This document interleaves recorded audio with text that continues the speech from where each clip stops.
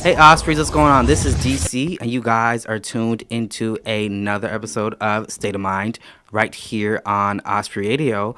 We have a very special show here today where we're going to be discussing social issues among college students. Now, as you guys know here at Osprey Radio, we talk about all diverse topics such as friendships, relationships, political issues, dating, and also social issues alike as well. And I have with me here psych major Jeannine Beauzil. Jeannine, how are you doing today? Hi, DC. I'm doing fine. How are you? I'm doing pretty good. I understand that this is your first time over here in this building, the student union, correct? Yes, this is my first time actually being here at Osprey Radio. So Gotcha. We're glad to have you. I think it's good to talk about these social issues that we're going to be talking about today.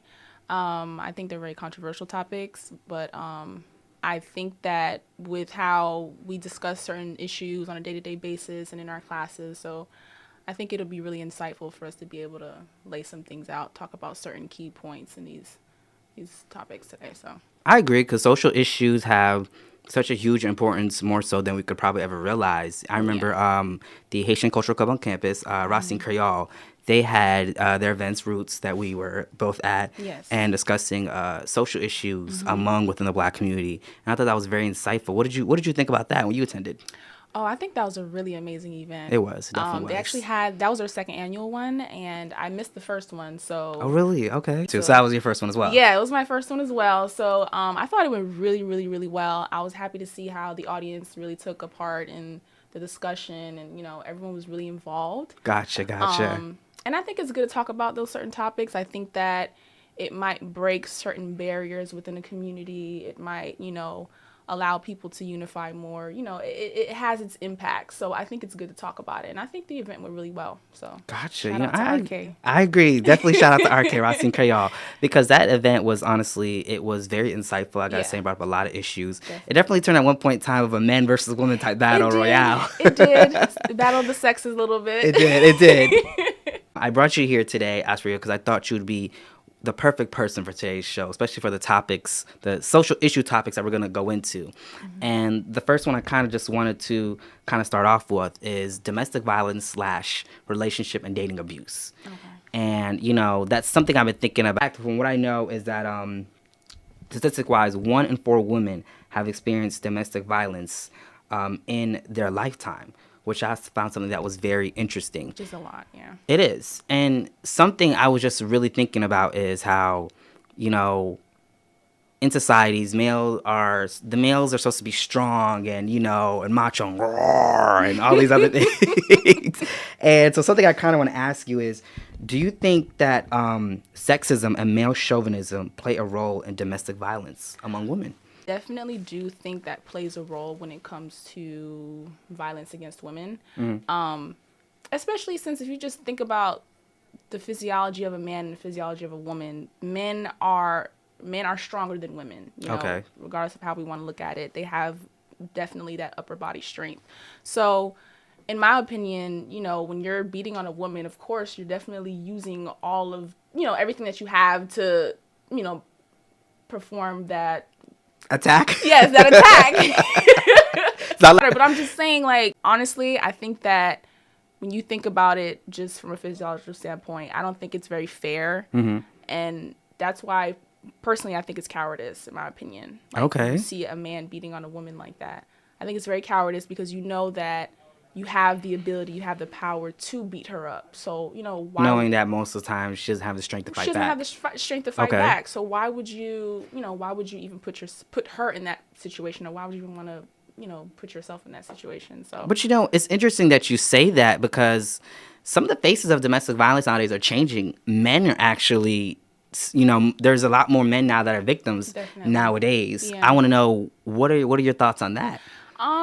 I think that that's something that we tend to overlook a lot. I agree. I absolutely agree on that. Yeah. And I think it's sad. And I think it goes back to how we view gender roles in society again. Okay. The male is supposed to be the, protector. He's aggressive. The provider, all this stuff. Yeah. We oftentimes, we tend to ridicule someone who's put in a position where we hear, his girlfriend or his wife is beating on him. You think because of higher expectations of them? Yeah, Okay. so I think that it just shows vulnerability, and I think it's not accepted or embraced in society much, in my opinion.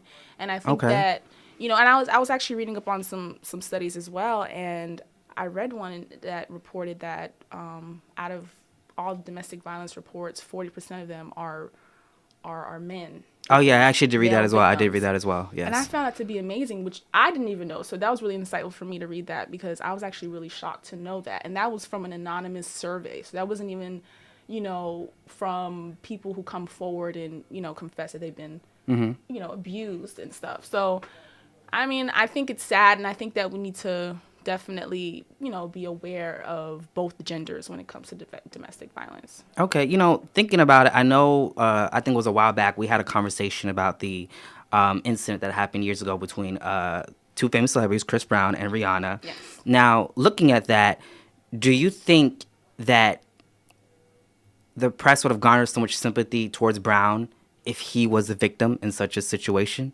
Probably not. Okay. I don't think so.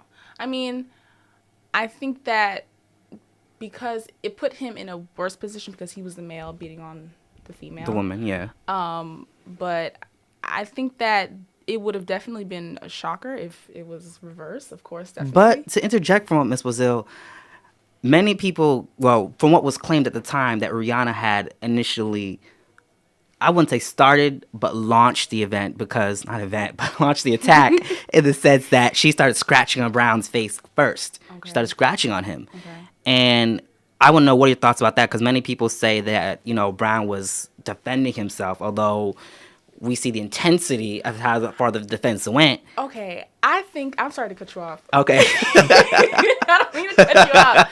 I think there's different ways you can go about defending yourself. It's not just about, okay, she scratched up my face, let me go and punch her in her face. Like, it doesn't need to. The reason why I'm saying that especially is because when I saw her face in the pictures, I was just like, okay, nothing justifies that.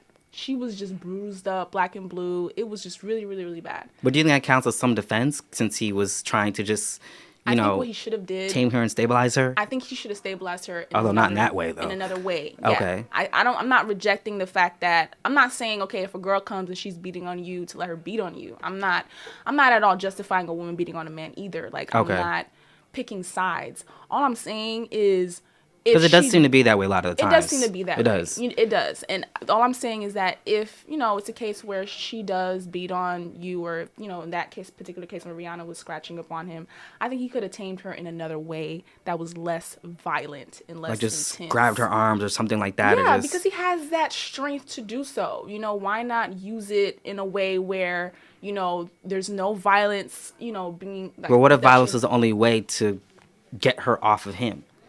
By messing up her face. Okay, not like, not like that. I don't know about that, but I mean, honestly, I think that with how she was attacking him, from what you were telling me, I think that he could have grabbed her arms, whether it be, he could have, kind of like pushed her against maybe the door or something. He could have found another way to tame her. Okay. I mean, I don't think that, punching her in the face until she's black and blue was a good way to resolve the issue. You know what I mean? But, I mean, that goes into also other issues that he may have been, certain upbringings and stuff that could have caused that. I actually want to touch on that for just a moment and just play devil's advocate. I'm not saying I am at all proactive with domestic violence, but I just want to play devil's advocate for just a moment. Because years ago in an interview, before the incident, Chris Brown had claimed that his mother was a victim of domestic violence. And something I was thinking of, and I was having this conversation the other day at a meeting I went to here on campus, where I was basically saying that I feel like, I'm not saying it's society's fault Chris Brown did, because Chris Brown's an individual, but I feel like it played a part in it, because looking at it, like, we in society, we condition males to be strong and macho and all Randy Savage-like.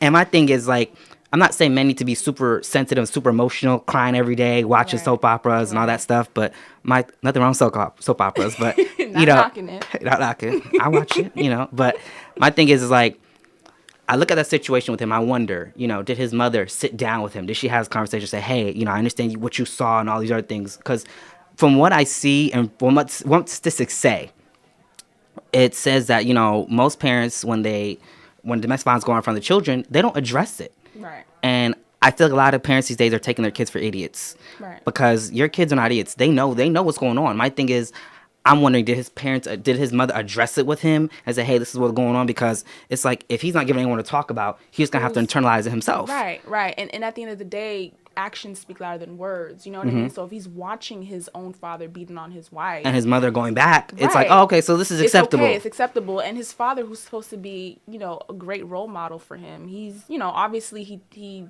picked up on all the wrong things. Which, I mean, I'm not saying blame it on his dad solely, but I do agree with you in saying that I do think how you were raised and certain upbringings or certain influences that you've encountered growing up, I think that definitely doesn't have an impact on how you handle certain situations now as a young adult. And how it goes down the line. Or how you reason, your logical thinking. I think it has an impact on a lot of things. So, what do you think is probably one of the main reasons that women and men, either or, whichever one you want to touch on, or both, that are in the main reason why they're in abusive or domestic violence type relationships? Aside from maybe one of their parents being victims of domestic violence, I think it has a lot to do with self-esteem. Oh, okay, I agree. Yeah, I honestly agree. Yeah, I think a lot of people don't give themselves enough self-worth that they account for. Okay. So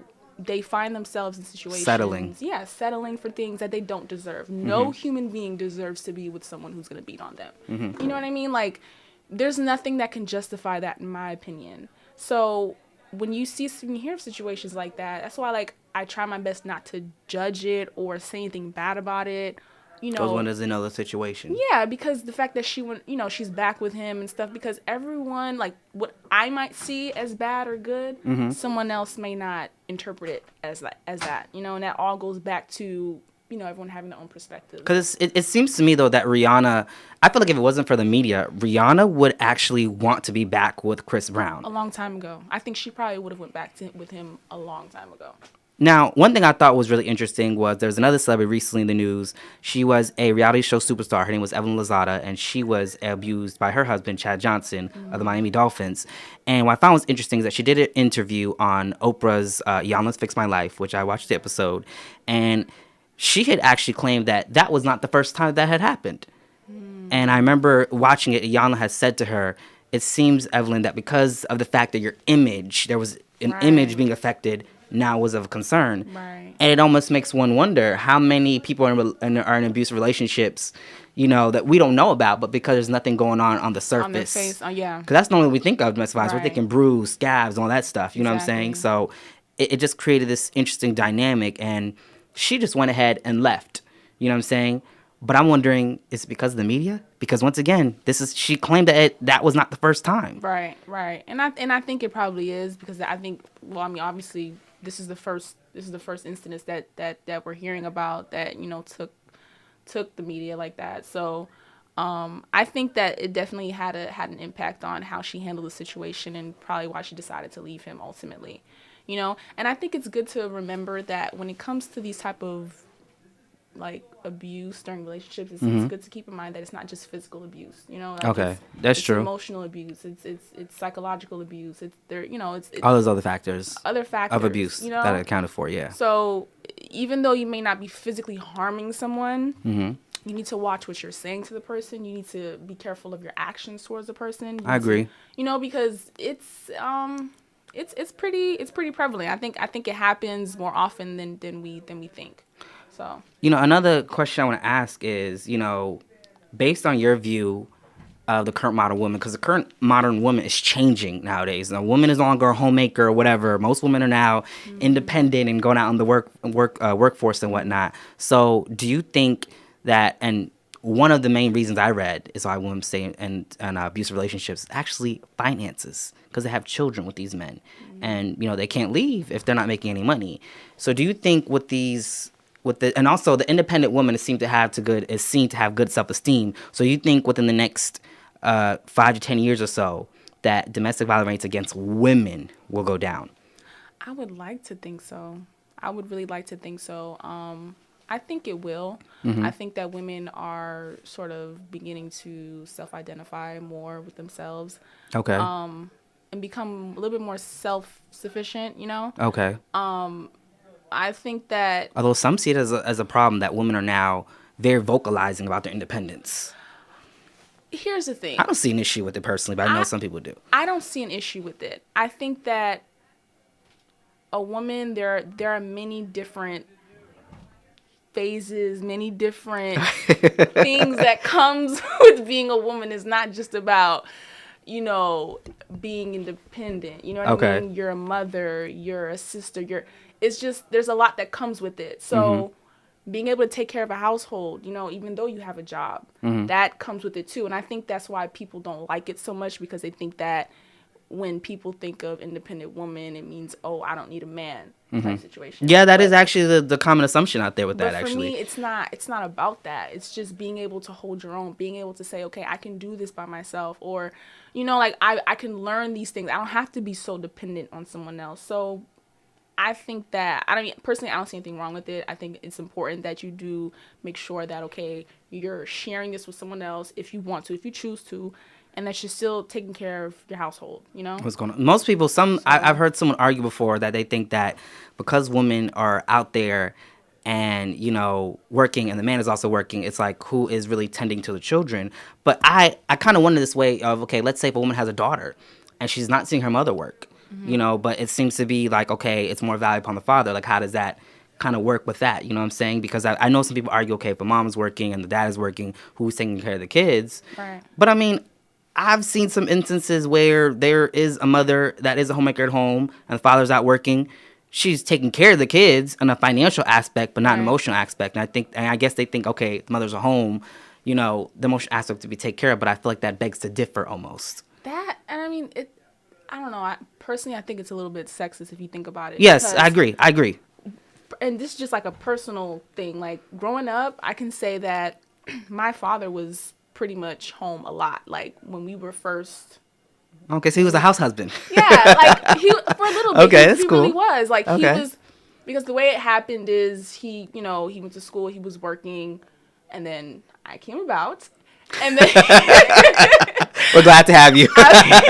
Glad you're here. I popped into the world, and then, you know, they almost switched roles because she then pursued what she needed to pursue, and he was So it there was in to the support. I like Yes. that. I You know, like so that. they almost switched roles. It's all a matter of what works best for you. Gotcha. Every Okay. relationship, every, you know, marriage has their own way of doing things. I think it's important that you consult with your significant other. You figure out how you're going to do it, and then you can make it work. You know, like, that's how, I mean, just because you mentioned that, that's why I said that, because it wasn't really my mother. Like, she was there. Okay. Not to say she was absent or anything. Like, she was there. She was working. She was still supporting me. She was still giving me that emotional support. She was there. She was being nurturing. But, you know, for the times that she was in school or she was working, my father was there. You Okay. know? So that's just to It was like a show- balance that they have kinda it created. definitely balanced out. And, you know, I think I turned out okay. So I agree with that. I think I'd like to agree with that. Now, one more question I want to ask before we go ahead and head off the break is, do you think that certain racial groups are more at risk for domestic violence? that's a good question. I think so. Because from what I saw statistic-wise, it said that African-American women are more at risk for domestic violence. I can see why almost, and I can almost say maybe because in the African American community there's a lot more issues within the African American community. It's a lot more stressful. Okay. Just on a socioeconomic basis. Just when you Yes. think about, you know, money, finances, stuff like that. So I think that because it's more stressful, because there are a lot of more issues with structured families and such, or Yeah, structured families are relationships. very different. And of course, the culture is different, Yeah, too. the culture is different. I can see why, you know, it's higher within the African American community, which is a bit unfortunate. But I could definitely see that, and I could see why, you know, the women would be more victimized in that sense. Okay. Within that community, just based off of the demographics of how, you know, things. And a little bit, do you think culture also, like, Yeah, okay, I let you know? definitely do think culture has a lot to do with that. I think that, and it might even, I mean, I don't know, like tolerance level 2 with stuff like that. I think it varies with Like certain races tolerate certain things yeah. more so than the other. Yeah, more so than the other. When it On comes that to note, domestic violence. We're going to go ahead and take a break. This is our first break coming up. So, guys, stay tuned to State of Mind right here on Osprey Radio. A woman in this country is battered every 15 seconds. Women living with disabilities have a 40% greater risk of experiencing domestic violence. Nearly 8 million days of work per year are lost as a result of domestic violence, the equivalent of 32,000 full-time jobs. The leading cause of injury to women ages 15 to 44 is domestic violence. Each year, about 324,000 pregnant women in this country are battered by their intimate partners. Most domestic violence offenses are not reported to law enforcement, and sometimes it's just too late. Every day, 3 women are murdered at the hands of a current or former partner. Help is here. Call the Florida Domestic Violence Hotline or visit fcadv.org for more information or to find your local certified domestic violence center. I'm a blogger. I'm a police officer. I'm a veteran. I'm just the girl next door. I'm a city council member in West Hollywood, California. I'm a 3rd grader. I'm a clinical psychologist. I'm a mother. I'm in love. I'm engaged. We're married. I'm straight. I'm gay. I'm somewhere in between. Our moms are gay. I'm transgendered. But I'm also your friend. I'm your neighbor. I'm your coworker. I'm your brother. I'm your son. We're your fellow Americans. We're all Americans. We're all Americans. But we're not treated equally. California's Prop 8 took away my rights. My rights. Our rights. Proposition 8 made my friends less equal. Less equal. Less equal. It's time to take a stand. Fight for marriage equality. Fight for equal rights. Equal rights. Equal rights. Fight for our family. Fight for us. Fight for me. Our truth is written on our faces. Together. Together we can make our silence heard. No hate. No hate. No hate. Learn more about how you can be heard through our silent protest at www.nohatecampaign.com. Hey, Osprey, this is DC, and you guys are tuned into State of Mind. We are back from our break. I am joined here with Psych Major Jeannine Beauzil. We were chatting up a little bit during the break and, talking a little bit about how certain racial groups were at risk for domestic violence, which kind of leads me into the next segment of the show here, social issues, which is racism. Now, we all have a lot of thoughts of what it is we think about when we, think of racism. So I kind of want to ask you, Jeannine, what is your definition of racism? I think racism is just simply expressing any form of discrimination or prejudice or even hatred towards any group or individual. Okay. Now, when I had approached you to come on to State of Mind, we were talking a little bit about this. And one interesting topic that we were on was racism with certain racial groups. And not the usual ones people would think about. Right. Because when most people think of racist, they just think of a white person being racist towards a black person. Right. But what about a black person being racist towards a white person? Yeah, and that's actually what we were talking about because, and I was telling you that I found that to be really interesting because we don't talk about that much. We don't think about it.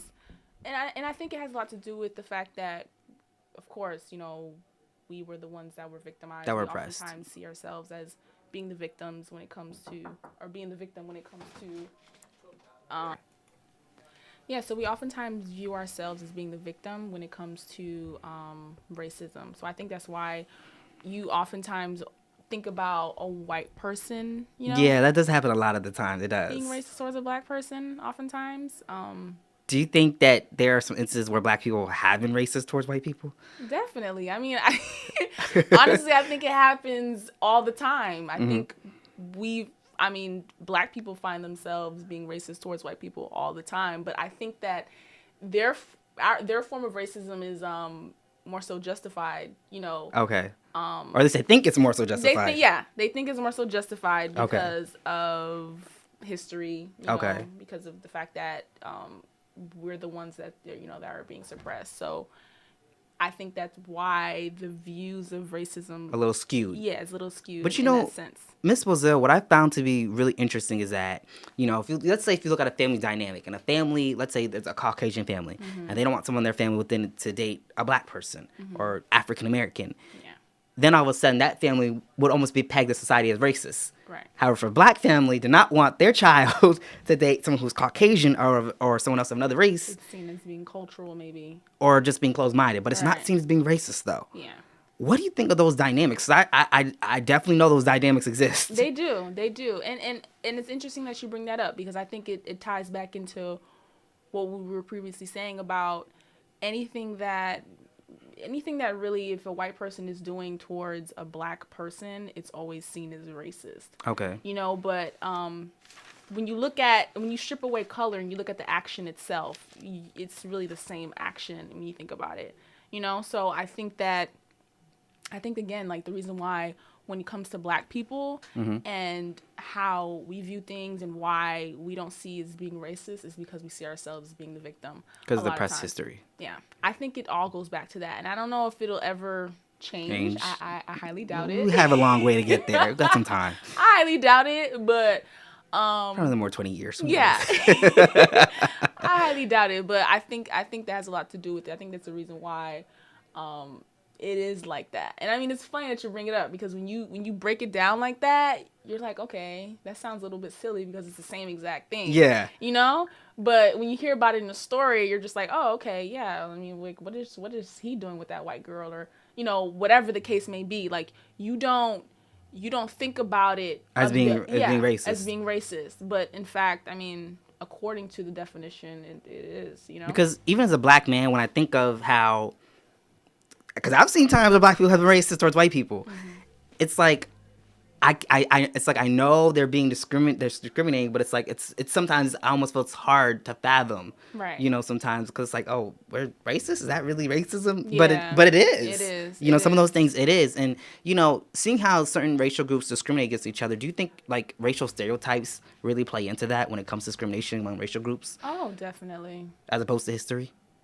I think racial stereotypes play a factor into. History plays a factor into more so. I think that's the foundation of it. Okay. Like when it comes to racism, I think that, at least for black people, I think that. There were stereotypes back then in the 1800s. They're Yeah. a little different than how they were today. Yeah, but there were stereotypes. Yeah, I think that's definitely the foundation. I think that with stereotypes, it's almost as if like it's just a crutch. Like it's just more of a reason for someone to say, oh yeah, you know, all black people eat fried chicken, or all black people drink Kool-Aid. You know what I mean? Like I like Kool-Aid. I like Kool-Aid too.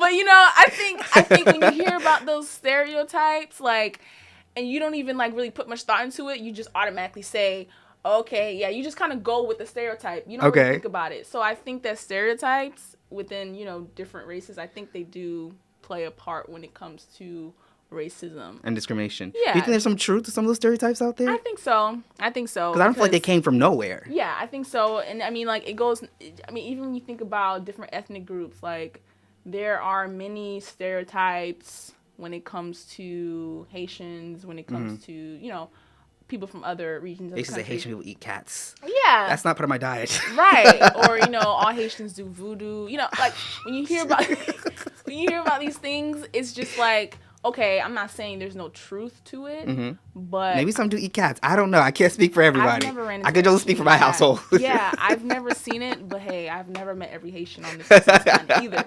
You know? So I don't know, but honestly, I do think that it's derived from, you know, I'm not saying it's pulled out of nowhere, but I do think that a lot of times it's exaggerated a lot, and then it's played out to the point where it just becomes ignorant. You know, people are just repeating stuff that they hear without reading up on it, or, you know, like really seeing if it's true themselves. Or some people have never even seen these things. They hear other people say it and they repeat it. Some people see one person. And you see when they come up to you, say, "What's up?" Yeah. Some people. My dog. Some people say, oh, okay, I'll give you a perfect example. Okay. I was at Publix the other day. And I'm purchasing, you know, some items. Someone was in front of me, and she was, you know, getting ready to purchase her items or whatever. So I was next in line, and it was she appeared to be Hispanic, a young lady, you know, as the cashier or whatever. And she looks at me and she goes, "What up?" And I'm like, she would not be talking to some older Caucasian woman that same way. right. And I'm like, excuse me. And she's like, yeah, what up? I was like, how's your day? Right. I'm here to serve you. It really caught me off guard because I wasn't expecting that. And the reason why it caught me off guard so much is because I heard her greet the previous customer that had just left, and she did not greet her like that. And mind you, she was a Caucasian woman in her probably mid-40s, and she was purchasing some things and she left. Right. So automatically, of course, my mind went to, okay, why is she saying that to me? Is it because I'm black? You know? Like, you didn't want to go there. Right. I didn't want to go there. But it's like that kind of factored into your mind. That. You know, like you do think about that. And for her, she may have felt like, okay, she sees a black girl, whatever. So I'm thinking she was probably expecting to say, "Hey, girl." Yeah, you know. So when you see stuff like that, what I do, I try my best not to feed into it because I feel like it's not okay to just go with the stereotype every single time. And you're just but do you also think sometimes certain racial groups enforce stereotypes within themselves? Yeah.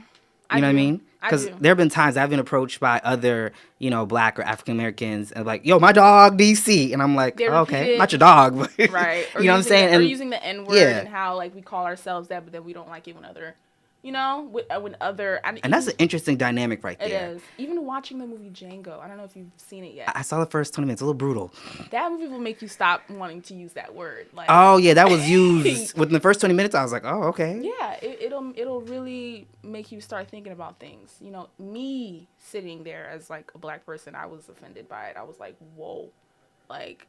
Wow. The overuse of it. I mean, of course, I'm gonna be offended by it because it's being used during a time of slavery and all that, of course. But see, I find an issue with that though. Like, if you have a problem with another race calling you that word, it's best that you. Why would you refer to yourself among as everybody? It sounds stupid. I feel when one thinks about it. Yeah, you know it's what a I mean? contradiction. It is. Yeah, it's a contradiction. Just like a woman doesn't like to be called a certain word, but yet you'll call the rest of your woman friends that. Right. Well, if a man does it, all of a sudden the record scratches. Exactly. But you know what I'm saying? You guys call each other that, or among black men, you guys call each other that. To me, it's like, do they think about how that appears? Yeah. You know what I'm saying? Almost. Yeah, it almost leaves room for any other race to repeat the word. You know what I mean? So I think that if we don't want to be treated a certain way, just going back to what you said about, implementing that within our own culture, within our own race, I think it's best that we set that example for ourselves. I absolutely agree. Others, that same way. Because I stop people in their tracks with that one. Yeah, because it's not. If you don't imagine how the next person feels when you call them that, if when somebody else calls you something that you feel like is offensive, or someone just operates you under just a notion of whatever they believe to be the stereotype for your for your group. So I don't know. I just think that just lead by example, so to speak. Yeah. There's a lot of stereotypes out there that as you said before, you feel hold some types of truths to them. Now to kind of go on to another group for a moment here, another group that many would probably debate as to whether or not they've been suppressed, is the LGBT community, which is the lesbian, gay, bisexual, and transgender community. Do you think that, any of the stereotypes out there in the media, whether negative or bad, that there's some type of truth to them? Oh, towards the LGBT community? I think so, maybe. I can say that I've heard several stereotypes towards homosexuals, and I've seen some of the stereotypes. Like, I've seen them play out in front of me, or I've actually seen people where it makes me think about, okay, like, it makes me think about that stereotype. So I can't say there's not truth to it. Just like if you hear of someone coming up with a stereotype with black people and you actually see it, or, with any other group. So I'm not going to say there's no truth to it. I just don't think that the way it's magnified and the way that people, or amplified rather, the way that people really like blow it up, I don't think that that's necessary. And I don't think it's consistent with every single person, Which is true. So, but that's how they attribute it. That's how they attribute it, yeah. Because when I look at it, I find it interesting that, and once again, this is not mean to offend anyone or anything like that, but I look at the Christian community, and they say that LGBT or gay people are this way and that way, and and attribute it to all. And then I see the gay community do the same thing for the Christian community, which I find to be interesting. You know what I'm saying? So looking at that dynamic there. And I'm almost wondering if, as controversial as this may sound, do you think sometimes religion, whether Christianity or whatever, sometimes contributes to negative, society's sometimes negative behavior and reactions towards the LGBT community? Definitely. I think so, especially because as seen in, religious views, homosexuality is seen as, a sinful nature. But I feel sometimes it goes because I hear a lot of Christian people say when it comes to that subject, I don't judge them, but whatever. But do you feel sometimes it goes beyond that level, like almost towards a hate, past, I'm preaching God's word, like it's personal. It's like a homophobic behavior almost, yeah. And I mean, like that is I realize that also, and I think that it has a lot to do with just I think there's a lot of factors that factor into why someone can hate homosexuals. I don't think it's okay, but I definitely do feel like religion can play a part of it. I think that even personal experiences perhaps can play a part of it. Because sometimes it just seems like it's beyond I'm preaching God's word. It just seems like, to me, just being objective about it from outside opinion, from outside, view, it just seems like sometimes it's just going beyond that. Like it's a part of, it's personal. This is my vendetta. I'm coming for you. That's extreme. And I mean, people do that. Sometimes you might find someone using something as almost like a facade as to why they're saying that they don't like homosexuals, but really it's a personal thing viewpoint. So whether it be that they were a Christian, they weren't a Christian, they would still feel that same way. So that just shows that it's a personal thing, and it has nothing to do with whether it be what your parents taught you or anything like that. Yeah. So I mean, I look at one of the most controversial figures to visit the college campuses across here in Florida is Pastor Brother Micah. And he was just recently here at UNF some time ago. I know we had another preacher yesterday. Interesting one. He wasn't as loud as the other ones. I missed him. I didn't see him. Yeah, he wasn't as loud as the other ones. He was very calm. People actually sat and listened to him. Oh, wow. I was glad there wasn't a mob waiting for him. That's not usual. But... We'll talk about the rest later. Okay. But go with Brother Micah. He's come on campus and he said some very controversial things. And I've seen him actually one time on campus. And it's interesting looking at that. I've seen some of the things he says where, gay people going to hell and all those kind of things. And I've actually just watched from a distance. So I'm like, whoa, what I'm saying? And I'm looking at it. I'm pretty sure even people who aren't even gay would probably would get offended at stuff like that. Right. And I'm looking at that. I'm like, wow. And I see some LGBT students at the front, front line and center, which personally I don't understand because I think you should keep it moving. He's wanting a reaction from you, and you're giving it to him, and you're justifying, whatever notion he has conjured up about your community. And but once again, the guy has the right to exercise free speech on the green. By all means. He does. He definitely does. So I'm always looking from a distance, and I see how, students are kind of ready to just kind of jam at him. And thinking about this in terms of religious tolerance, I find it so interesting that, we want to believe in freedom of speech, but the moment it's something different than what we think, it's a problem. Now, granted, some of Brother Micah's doings, probably I won't co-sign on them, to be honest. But he has a right to be there, just as how maybe the LGBT community campus has a right to voice their opinion or whatever, whatever. Just like how, to be honest, I am black, but if someone says they're white and they don't like black people, they have the right to say that. They have that right. As crazy and controversial as it sounds, they have the right to say that, and they have the right to be racist and not like me, as long as it just doesn't go in an attacking type manner or discriminatory manner in a workplace. They have the right to. You know what I'm saying? And I think sometimes we kind of forget that. If we want equality, we want this. It goes across the board. Right. You know what I'm saying? We can't say that, we want equality, black people and this and that. It goes across the board, good and bad, unless you specify. That's true. You know what I'm saying? I don't think a lot of people realize that to this day. It really goes across the board. Same with the, LGBT community. They want to be equal just as us. That means we're gonna have to hold you the same standards we hold your heterosexual counterparts to. Right. To be realistic. You know what I'm saying? And looking at that. So I'm almost looking at it with, their community. I know they go through a lot of heavy things themselves because, once again, college is filled with a lot of diverse people. It's not just races. We have students here who are probably gay or who are probably transgender and may not even know it. You never know. You know what I'm saying? I always tell people you never know who's listening or who's around you and anything like that. Now, looking at one of those social issues, what are some of your thoughts and what are some of the things that maybe you've seen in terms of treatments of LGBT students here on campus?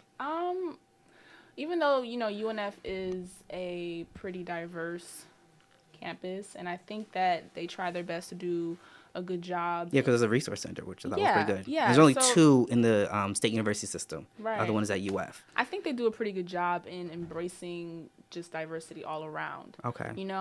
Of course, you're going to find there's always a few people that, Like the naysayers? Yes. So, everyone has their own opinion, like you were saying. Mm-hmm. And I do think that each and every person is entitled to their own opinion and their own perspectives, and they have the right to voice it. Mm-hmm. I just think it's important that don't find yourself getting upset for no reason. You know what I mean? Like, if, for the pastor that you said came on campus, mm-hmm. he has a right to say what he has to say. He does. But I've witnessed that. Like, I haven't seen any of the recent ones that you were talking about, mm-hmm. but I've witnessed, a serious altercation about to happen, between a student, Yeah, I've seen a couple times. It's like they're ready to jump him, put him in the back of the trunk. Maybe, a yard stick away from the man's face, about to, throw some punches at this guy. It's serious. It gets really intense. Mm-hmm. And I'm not going to lie. Even for me, as a heterosexual woman, I'm walking and I see these signs all gay people going to hell, and I'm like, whoa, that's pretty harsh.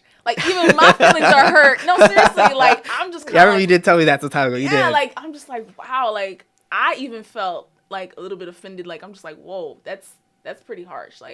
Only because I know that it's sensitive, mm-hmm. and they are already suppressed, mm-hmm. and it's that's only making matters worse. I mean, and it just kind of goes back to the whole hatred thing. mm-hmm. I'm not saying you can't have your right to have your views as far as homosexuals and such on whether you feel like it's ethical or not. Mm-hmm. I'm not saying you can't have your own views, but at the same time, I feel like when it gets to the point where it's just hatred, that's But I think it amounts to hatred because they think it's a choice. I mean, granted, I'm not going to get in that whole debate if it's a choice or not, but my thing is, I know there are some gay people who say they're no longer gay anymore. I feel like those are probably the only ones that could speak on it. If you've never felt homosexual feelings or stuff like that, I don't think you have credibility to speak. I don't think you have credibility to speak on it. Just looking from an outside opinion, you know what I'm saying? I may or may not have credibility to speak on that, you know what I'm saying? And I look at it in the sense of, for example, if there is a white person saying, you know what, black people haven't really had a hard time. First one I'm thinking to myself is, who are you to speak? Right. Why are you speaking? I don't think that... That's not your expertise. That's not your area. Card, right. But if a black person actually comes and says that, I might look at them crazy, but I'll give you credibility because you are of it. Right. And you have gone through those experiences. Right. Someone who's Caucasian is not going to go through the experience the same way. Right. You can sit there, be ride or die, Right. For the black community, right. but it's not the same when you are of it. Yeah. So I look at that for the LGBT community. So who am I to speak on it? Right. You know what I'm saying? And I mean, granted, it could go in that whole religion argument, but just looking at that, I feel like people sometimes might need to think about what they're speaking on and how they're getting across the message. The preacher that came yesterday, I thought he was a little different than most, but I liked his style. People on the green were just sitting there peacefully listening, as if listening? Yes, as if he was like, "Here's the bread of life," I would have liked to have seen that, but honestly, I feel like there's different ways that you can preach certain stuff. You know what I mean? I think that because Brother Micah likes a Royal Rumble, right? I've seen it get really aggressive. Yeah. That's why I'm not even surprised. When you told me that, I wasn't even shocked. I don't even have to see it to believe it. I've seen numerous altercations go down on the green from pastors that would come to campus and preach about homosexuality and such, and it would be very, very, very vulgar, very aggressive. So I do understand why it gets people upset, so I do think it's just how you voice your opinion. I mean, you're entitled to do, voice it however you want to, but on just on the basis of how people react to it and hatred and stuff like that, I think that there's a fine line between what I believe to be ethically wrong or right, or what I believe to be ethically wrong and hatred. You have to be careful with that. And then, I mean, if it is hatred, I think that you need to have a moment to really assess that, because think about it. If it's internally, because I mean, homophobia exists all over. Yeah, because honestly, and I think that it has a lot to do. I mean, I don't know. Aside from religion, I think that it has a lot to do with well, this is really just for men. I think a lot of men find themselves being more homophobic than women.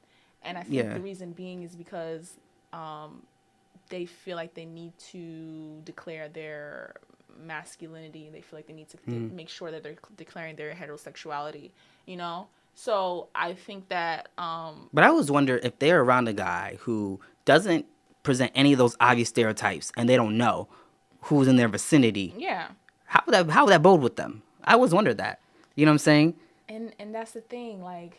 And I've heard of social experiments done like that before. It's a fear factor almost, like with males and homosexuality and such like that. But I don't necessarily think that, I mean, I don't know. Everyone has their own definition of what you would define as being homosexual. But I think that it has a lot to do with fear, I think, personally, as to why a lot of people... Because you fear what you don't know. Yeah. And and I think as a society, you know, the LGBT community seems like they're still trying to teach us. Yeah. Because we still don't know about it. On that note, we're going to go ahead and take a break. Right here on the break is Matisyahu with Live Like a Warrior. You guys are tuned into State of Mind right here on Osprey Radio.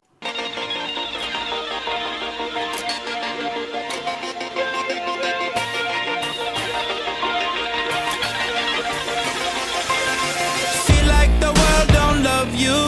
They only want to push you away. Some days people don't see you. You feel like you're in the way. Today you feel as everyone hates, pointing their finger, looking at your mistakes. You do good, but they want great. No matter what you give, they still wanna take. Give your love and they throw it back. You give your heart, they go on attack. When there's nothing left for you, only thing that you can do, say today live like a wanna.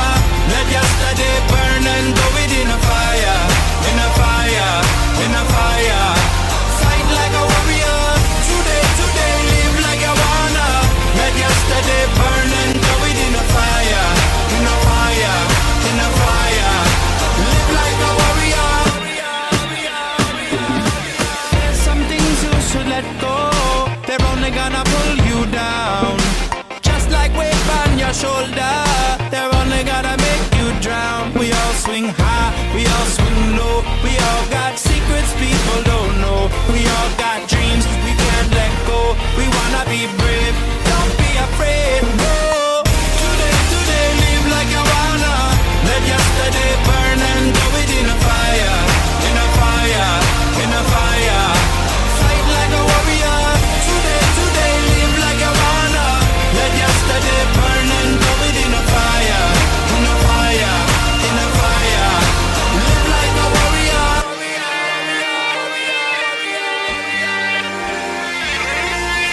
Your heart is too heavy from things you carry a long time. Been up, you've been down, tired and you don't know why. But you're never gonna go back. You only live one life. Let go, let go, let go, let go, let go, let go. Today live like you wanna. Let yesterday burn and go within a fire, in a fire, in a fire. Fight like a warrior. Today live like you wanna. Let yesterday burn and go within a fire, in a fire, in a fire. Live like a warrior. Today live like you wanna. Let yesterday burn and go within a fire, in a fire, in a fire. Fight like a warrior. Today live like you wanna. Let yesterday burn and go within a fire, in a fire, in a fire. Live like a warrior. All right, that was Matisyahu with Live Like a Warrior. You guys are tuned to State of Mind right here on Osprey Radio. Once again, I'm joined with Psych Major Jeannine Beauzil. We were just chit-chatting a little bit during the break. Thank you so much, Jeannine, for coming by today. It was such a pleasure having you here on State of Mind right here on Osprey Radio. Before we go ahead and go, I just want to go ahead and say that I know that coming up, I think in the next 2 to 3 weeks right here on campus is an event by Racine Creole, which is the Creole Scholarship Kickoff, their second annual Creole Scholarship Kickoff tournament. Yeah, so Racine Creole is going to be having their second annual Creole Scholarship Kickoff. Okay. We did our first one last year, and we were able to raise enough funds. I believe we sent 3 kids to school. Okay. Last year. Yeah, I heard it was a success. Yeah, it was a really, really, really good event.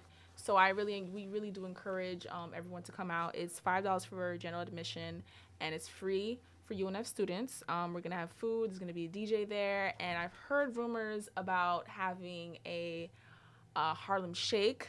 Okay. The real Harlem Shake? The real Harlem Shake. Okay, you know what I'm talking about, right? Yeah. The real Harlem Shake, please. So, these amateurs, right? imitators. So it should be really, really fun.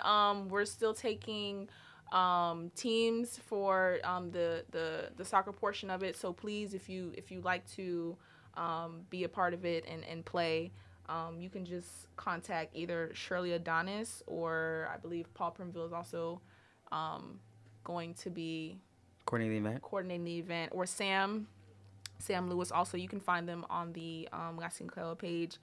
Or you can visit our website at www.racinecreole.com. That's RASINEKREYOL.com. All right. Thanks so much, Jeannine, for coming by to the studio. Really appreciate it, by the way. As you guys already know, you guys can catch State of Mind every Friday night, 6 p.m. on ospradio.com. You can go ahead and tweet me for any topic suggestions like that, your host, at DC Constant.